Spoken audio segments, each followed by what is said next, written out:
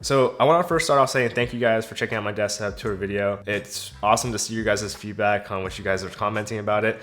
And I also got a lot of questions about that video as well. So I'm here to actually give you guys 3 tips on how to make your own desktop tour and how you can make it a little more cinematic and a little bit more professional looking, since that was the majority of questions that I was getting. The 3 tips I'm here to give you guys ranging from 3 different categories. And the 3 categories is lighting, style, and organization. And these are the 3 pillars that I use to make sure that the video was well organized and had a good flow to it. And we'll go through each one and break it down. So first off with lighting, it's something that's really key for any type of video, especially in terms of filmmaking. And from past experience, I never really used to focus on lighting a ton. And I used to focus on more of the gear, the lenses, the camera bodies themselves, and making sure I had different sliders and things like that to make it more I guess cinematic in my opinion. But really what I soon found out was that lighting was key in terms of making sure that the ambience and the aesthetic was exactly what I wanted. So kind of moving on forward into that kind of realm of what lighting should be looking like and kind of like how you want to present yourself. It kind of pulls into the style side, but we'll get to that later. But lighting itself should really kind of be an emphasis on how you want to determine what the video is going to look like. And for example, like if you want very bright lighting in a wide open space, it's going to have more of that comfy, cozy vibe versus a very dramatic feel with a single overhead light in a dark room. So depending on the type of style and the type of lighting that you present in the video will change the mood of the video itself. So for a lot of us, maybe we have different styles and particular tastes and what we want, and that's completely okay. It just depends on like what you want to accomplish in terms of like your video. So for me, I chose more of a cozy kind of comfort, slice of life kind of vibe, just because that's the type of aesthetic that I want for my channel, and as well as this type of style that I have in my, I guess, apartment and desk setup tour in itself. A large part of that is that we kind of try to change too much of what our space is instead of kind of adapting to what we can make out of it. And what I mean by that is that we try to change too much of what we already have to kind of fit someone else's aesthetic, but maybe that's not something that we particularly like and particularly want.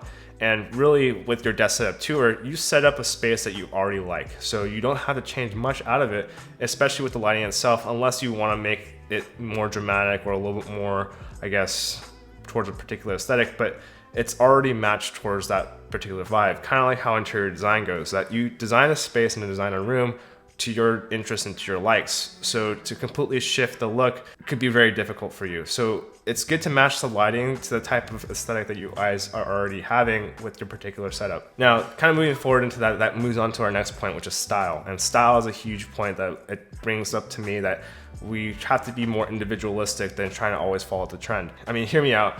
We definitely follow trends when we start making desk setup tour videos and, you know, kind of following what everyone else is doing right now. But the point is that you have to take that trend and make it your own. And so what I mean by style is that really when I built this desk setup tour, I catered it more to what I was interested in and what I wanted, but I also put a twist on what other people were doing. And there's a couple channels that I saw that were kind of in the same realm that I liked, which was Maisie Lay was one of them. Matt Davila was kind of like another video YouTuber that I really liked, and his aesthetic was there.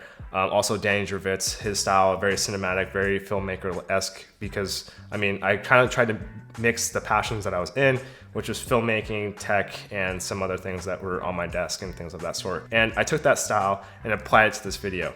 So everything had more of a softer tone, more of a cozy vibe, more of a slice of life aesthetic, which is something I really want to achieve in terms of my own filmmaking style and what I shoot for short films and things of that sort.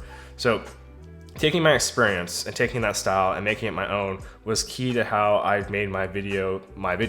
And I wasn't trying to copy everyone else that was on YouTube, but I tried to make it more that was something that fulfilled me and made me happy. So I was really proud of the video. I was pretty happy with how it came out. I definitely saw some mistakes for sure, but I can definitely say it's something that is branded with Okami on it. So style is definitely key for making your desk setup videos pop and definitely making them original to your particular interests. So the last one though is very important though when it comes to any video, and especially when it comes to touring videos, is organization. And what I mean by that is that you go with a particular flow and where you organize the topics that you're going to be talking about, and it's key for any type of video out there.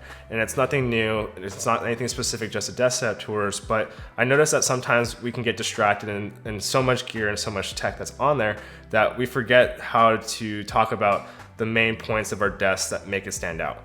And so for what I did was that I talked about the biggest pieces on my desk that I felt were like a centerpiece. And I got that inspiration from actually home decor and interior design, because they actually place certain items inside a room first and then work around it in terms of like peripherals and of that sort.